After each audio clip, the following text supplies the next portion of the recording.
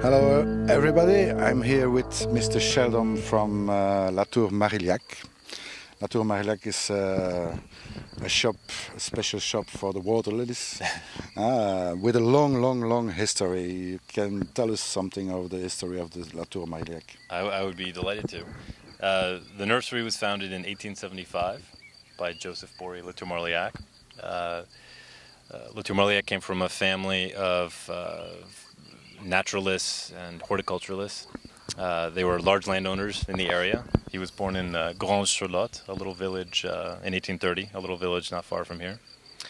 At the age of 18, he decided to not pursue his family's tradition of working with plants and agriculture and whatnot, and he would move to Paris to take up law. But he got tired of that after a couple of years, and he came back to the Lot-et-Garonne and the southwest of France. And he needed a plant to focus on, and he chose the bamboo, which at the time was very à la mode. Everybody was interested in things from Asia, especially. A fashion plant. Yes, exactly. It was very fashionable at the time. Yeah. So that's why when you come to visit us in the Lot-et-Garonne, you'll see on the site many different varieties of bamboo, some of which are 25, 30 feet tall. That's Latour Marliac's, the remnants of his first passion, the bamboo. And at one time, around 1855, he actually had the biggest collection in Europe. Maybe because it was so fashionable, he got tired of it, and he decided around 1860 to focus on the water lily.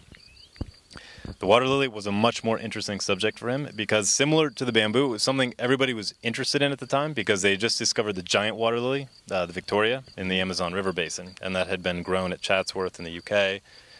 It was presented to the Queen Victoria, so it was named, the Victoria, etc.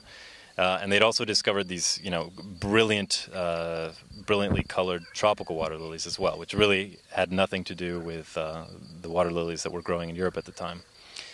So they were on Latour Marliac's radar screen, if you will, the tropical water lilies. Europe at the time had only the white water lily. It was called Nymphaea alba. So Latour Marliac's dream, his goal, was to create colored water lilies that resembled the tropicals, but that people in Europe and North America and everywhere in colder climates could grow in their own gardens that could survive the winter, that were hardy. So he set about doing that. He found his method was to find throughout the world different types of colored water lily. So he heard about a lake in Sweden where there was a Nymphaea alba that had mutated and become red. It's called Alba rubra. There was one man who kind of coveted this little collection of red water lilies. Latour Marliac managed to get his hands on a couple. The same thing happened in Cape Cod in the U.S. in Massachusetts. Cape Cod, if you know it, is full of it's a peninsula in the ocean that's quite narrow and sandy, but still it's full of freshwater ponds. Mm-hmm. And in one of these ponds, there was a pink water lily growing, because in North America, the most common water lily is odorata, which is also a white variety. So he managed to get his hands on some of these pink water lilies, which were being sold apparently for a lot of money in Boston as cut flowers because they were so rare. He got a couple of those. He got a water lily that's semi-tropical called Mexicana. At the time it was called Flava. It's a little yellow water lily, which is the parent of many Marliac varieties. Mm-hmm. He brought all these together here in Untitled, and he started crossing them with mainly Nymphaea alba. And after about 10 years, he got together a pretty good collection of colorful, hardy water lilies. And by 1889, he decided that his collection was sufficiently impressive enough to exhibit at the World's Fair in Paris that year. 1889 was a very big year for the World's Fair. It was the year that the Eiffel Tower was unveiled to the world. This year is the 120th anniversary of that. So he went to Paris and he installed his collection in front of the Trocadero, and they had different water areas, lily ponds, where aquatic plants could be exhibited, and he won first prize. Everyone was extremely impressed with the water lilies because they were colored. They were the first colored water lilies. That made a big change. Yeah, so I mean, at the time, that people only knew the white water lily. So to see a colorful water lily, it was really viewed as a scientific innovation, which is why he was allowed to exhibit them at the World's Fair. Among the many people that appreciated the lilies was Claude Monet. Monet was, we know that Monet was at the World's Fair because they had a pavilion for the Impressionists, and he had a couple of paintings there. He was a longtime, hobby gardener.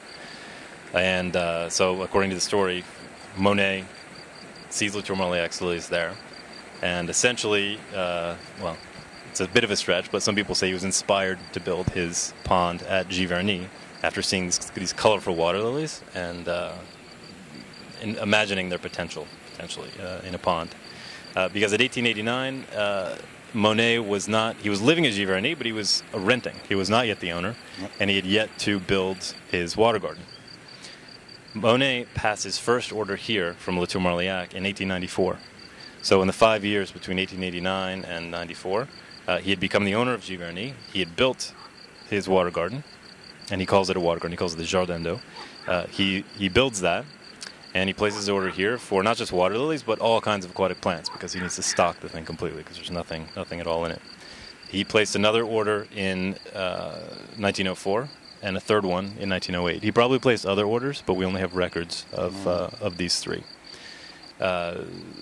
So what's interesting about this story is Monet's paintings are perhaps some of the most well-known in the world. It's almost it's like popular culture. Like, people immediately recognize the Nymphaea paintings. What's interesting, in our museum, we've put up botanical plates of the lilies that Monet bought from here, and we've juxtaposed them with posters of Monet's water lily paintings. And your eye naturally moves from Odorata Sulfurea grandiflora, a Marliac yellow lily, to the yellow lilies in Monet's paintings. The same with the red ones and the pink ones. And when you know this part of the story, when you know about Latour Marliac and the fact that, it was these colorful water lilies that inspired Monet, whether he was inspired in 1889 or after seeing them grown in his garden, when you understand that he wasn't just buying pretty flowers, that these were the subject that he painted was something new and scientifically significant. It changes a little bit the way you look at the paintings. Okay. So, which is, It was a new fashion plant. It became a new fashion, but it still is a new fashion plant. The water lily is, it's a plant. It's still an up and coming plant. More people are getting water gardens, and I think it's a mysterious plant that people appreciate more and more, and it's a challenge for serious gardeners. It's a challenge to. They want that in their garden. That was for the history. Actually, you have a big collection of water lilies, so many pieces already. The nursery has been going nonstop since 1875, doing essentially the same thing: growing, creating, and shipping all over the world our water lilies. So on site here in Le Temple-sur-Lot, we've got 2.5 hectares. We've got 65 concrete pools, which were built throughout the 20th century, where we grow over 200 different varieties of hardy water lily. We have at the moment about 150 varieties that we have in sufficient quantity to sell. You can buy those through our website, or you can write to us for a catalog. Nowadays, we do most of our mail order business through the website. But it's not finished, because you create new varieties. We create new varieties. We haven't. There are varieties on site which are new, some of which have not been named yet. I just took over 2 years ago, and we will be creating new varieties, but it's not something that's going to happen for a few years. But we will be introducing this year or next 2 varieties that are original varieties from here that you can't get anywhere else, that are not yet on the market, and we'll be putting those. We'll try to show it when we start with the selling start. Okay, you can see all these varieties on your website. You can maybe give the address of the website. The website is latourmarliac.com. That's latour-marliac.com. We have our regular website, and then we have a UK version of the website. It's not an English version; it's really a UK version. So it's obviously anyone who can read English or is an Anglophone can treat it as an English version website. But we view the UK as our second market after France. If somebody like to bought some plant here, you send it everywhere in Europe finally. We ship everywhere in Europe. Yeah, we've started with the UK, with the UK website. Next, we'll be going to Germany, and after that, the Netherlands. But anyone who can speak French or English can and does order from us. So we ship Spain, Italy, Lithuania, Japan, Russia. We ship and have shipped everywhere in the world since the beginning. But just since I've been here, I've been surprised at the people that find us, and we've got a huge collection. We've got a lot of original plants, a lot of really old plants. But we have also all the new plants. So for collectors and people, real enthusiasts, a lot of them, even if they're thousands of miles away, they come to us. Okay, if you come here in France, in holiday, in the country of Bordeaux, yes, take a look here on Latour Marliac, because it's very interesting to see. Can maybe give the address?